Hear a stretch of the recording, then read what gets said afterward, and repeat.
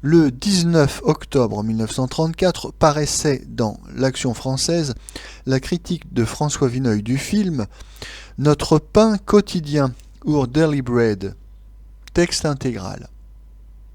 Nous ne nous écarterons pas beaucoup de notre propos avec le dernier film de King Vidor, l'auteur de ce mémorable Alléluia, qui reste après 4 ans une grande œuvre animée d'un puissant grouillement de vie. Nous écrivions naguère ici qu'en choisissant de faire avec Alléluia le film des nègres, King Vidor mettait tous les atouts de son côté. Dans un art primitif tel que le cinéma, des âmes primitives s'expriment entièrement. Nous ne percevons pas les faiblesses, les trahisons de l'instrument. La naïveté même de l'ouvrier s'accorde avec celle de son sujet. Il n'en va plus de même dans une entreprise telle que Notre pain quotidien. C'est le premier film tourné en toute liberté depuis 4 ans par King Vidor, où il est mis tout son cœur, robuste et crédule. Il s'agit de célébrer le retour à la Terre, dernière découverte des Américains. Nous n'avons pas à supputer s'ils y trouveraient véritablement un remède à leurs maux. King Vidor ne se l'est pas demandé davantage. Il n'a vu qu'un vaste symbole. Des hommes s'exténuent pour crever de faim dans des villes où il n'y a plus, pour eux, de place. Ils fuient. Les hasards des chemins les rassemblent sur un coin de terre. Ils mettent en commun leurs bras, leurs derniers dollars. Ils font pousser du blé, du maïs, ils sont heureux. La sécheresse menace leur récolte. Ils détournent par un travail acharné une rivière. Ils sauvent leurs champs. Allégresse générale. L'histoire ne nous dit pas s'ils parviendront à vendre leur maïs. Encore une fois, la question n'est pas là. Si King Vidor peut convaincre quelques fermiers de son Texas natal, dégoûtés par la mévente et les impôts, qu'ils seront certainement moins malheureux en restant à la charrue qu'en allant essayer de poinçonner des tickets de métro ou revendre des lames Gillette à New York, il aura fait œuvre utile. Nous sommes entièrement de son avis. Mais pour Dieu, quel besoin d'aller crier cela sur le ton de la légende des siècles. Les hommes de la terre n'ont pas accoutumé de parler de leurs conditions avec cette emphase.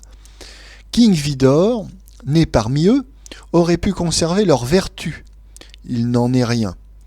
Il vaticine, tantôt maître d'école, tantôt pasteur puritain, et met autant de majuscules que Zola au humble, aux sobres mots de travail et de fécondité. King Vidor a été visiblement ému par la technique des grands documentaires russes, Turksib, la ligne générale, par ce rythme artificiel, forcené, destiné à stimuler le zèle des brigades de choc. Il n'a même pas le mérite de s'être exalté le premier devant les coups de pioche cadencés d'une équipe de terrassiers pour en faire des allégories qui nous évoquent toujours celles de nos billets de banque républicaines. Quel que soit ou non de son cru, cette rhétorique du geste est comparable au verbalisme romantique. Dans les deux cas, la sincérité d'un tel langage apparaît vite douteuse. Que sait-il du labeur de la terre, de la condition de ces paysans ? Il ne nous en dit rien. Un petit film modeste et souriant, comme La foire aux illusions, nous faisait pénétrer bien davantage dans l'existence des campagnes américaines. Son film est celui d'un plébéien déraciné, d'un primaire frotté d'abstraction, rêvant de phalanstère, déiste à la façon du vicaire savoyard. C'est un vrai personnage saint-simonien, compliqué d'esthétisme et d'éducation puritaine. De nos jours encore, on verra tout un public pour opposer la profondeur de King Vidor à la frivolité du cinéma. Tant pis pour ces penseurs. Quant à nous, nous ne distinguons pas de différence entre une œuvre vide et une œuvre gonflée de vent. Si King Vidor, avec le pain quotidien, tranche sur un bon nombre de ses confrères d'Hollywood, il nous semble que c'est surtout par la faiblesse de sa technique. A-t-il désappris, pendant plusieurs années de studio, le travail en extérieur ? C'est possible. Dans tous les cas, sa mise en page est très monotone, parce qu'elle est perpétuellement soumise à une idéologie. La cadence finale, pur morceau de bravoure, ne doit pas faire illusion. Le pain quotidien n'est pas tant du cinéma que de la littérature, et de quelle sorte. Enfin, King Vidor a réalisé une de ses plus chères ambitions.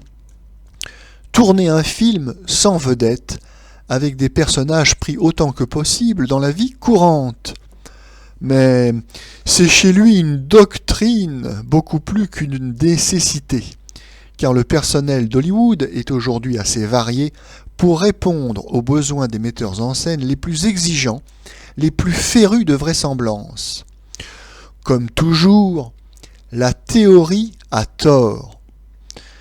Au lieu de prendre un acteur complet tel que Paul Muni, qui était si bien l'homme de son premier rôle, King Vidor a choisi une médiocre doublure, Tom Keane. Quant aux figurants improvisés, empêtrés dans leurs attributions, ils sont beaucoup plus conventionnels que de vrais comédiens.